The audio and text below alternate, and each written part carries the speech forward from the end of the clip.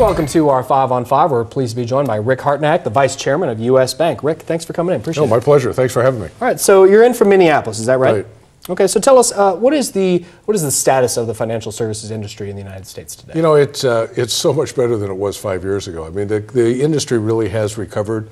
Across most of the industry, losses are now at levels that were what we saw in 2005.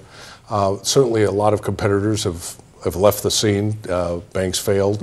Banks like ourselves had the opportunity to buy banks across the country, and we did that. But today, U.S. banks and U.S. Bank are strong and getting stronger for the most part.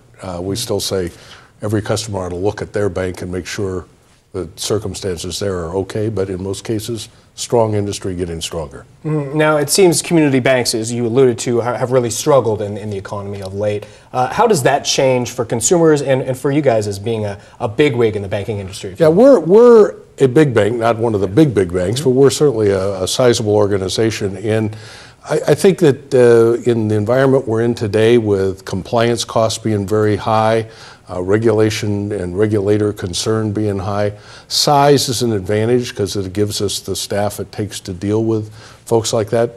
There are community banks in America that are doing really well, and there are community banks that are struggling. Lots of times the struggles have to do with loans they made in the past, that type of thing. Tell us about U.S. Bank's current status in Southern Oregon and Northern California. You know, we're really proud of what we're doing here. Our local organization with Gloria Shell as our market president is growing, it's healthy, it's making loans, it's hiring people. If we were as strong all over the country as we are in Southern Oregon, we'd be in even better shape than we are, and we're probably in the best shape of any bank in America.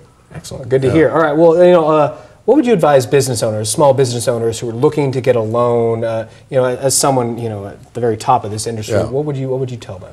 I'd say, first off, understand banks want to make loans. That's our business. And if you're a small business person that wants a loan, needs a loan, and hasn't got a banker or hasn't met a banker recently, walk into the office, preferably of U.S. Bank, but of any good bank, and tell them what you want, and this industry can meet your needs. I mean, we are lending at a pretty rapid pace. The industry across small business loans is growing greater than 10%. So it's an industry that's looking for more relationships with good, well-run small businesses. Excellent. Glad to hear it. Well, we're going to take a quick break. Much more with Rick in just a moment. Stay with us. Welcome back to our 5 on 5. Again, we're here with Rick Hartnack, from Vice Chairman of U.S. Bank. How has technology changed the way U.S. Bank does business? The changes are really incredible. I mean, we now find ourselves developing mobile services, and I'm learning the language. The iPad native languages. Sure. We're native to BlackBerry, Android, iPhone. We've now just completed introduction of the ability for consumers to and small businesses to make deposits from their desktop simply by taking a picture of the deposit and sending it to us. Wow. Amazing.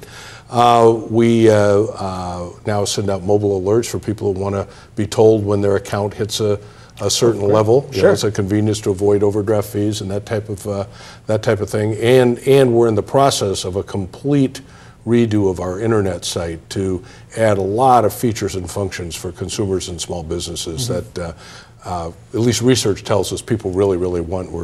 We'll be making almost monthly introductions of new features and functions for the rest of the year into next year. Yeah, and as we talk about a changing world, it's more of a global economy now. Right. How has that affected the way you guys do business? You know, we're only a global bank in the sense that we do credit card merchant processing in Europe, Central America, South America, but we're not a global bank the way a lot of people would think of it, making loans to governments and things like that overseas. The global economy is something we watch, though, because we do business with a lot of people who are affected by the global economy. And I think the whole situation in Greece is something we're all watching. I don't know any more or better than the next guy what's going to happen, but I think Europe will muddle through, and that means our economy should continue the steady but slow recovery we've had so far. That's good to hear. Where would you say we are in that graph, if you will? Yeah. I think that I would say we're in the 6th inning, maybe bottom of the 6th. That's good. Out of 9, just in case anyone's not a baseball fan at home, get that in. Yeah, we're in the 6th inning. I think the darkest periods were the first 3 innings of the recession. 2007, 8, and 9. Those were pretty brutal. We saw recovery in 10. We saw recovery stall in 11 and then pick it up towards the end. This year we haven't had that spring stall yet, and so this might be, we might be over the hump now. Things are looking up, feeling positive. Yeah, they really are. Yeah. Rick, great to see you. Thanks so much for coming in. Thank you very much. Our pleasure. Stay with us. We'll be right back.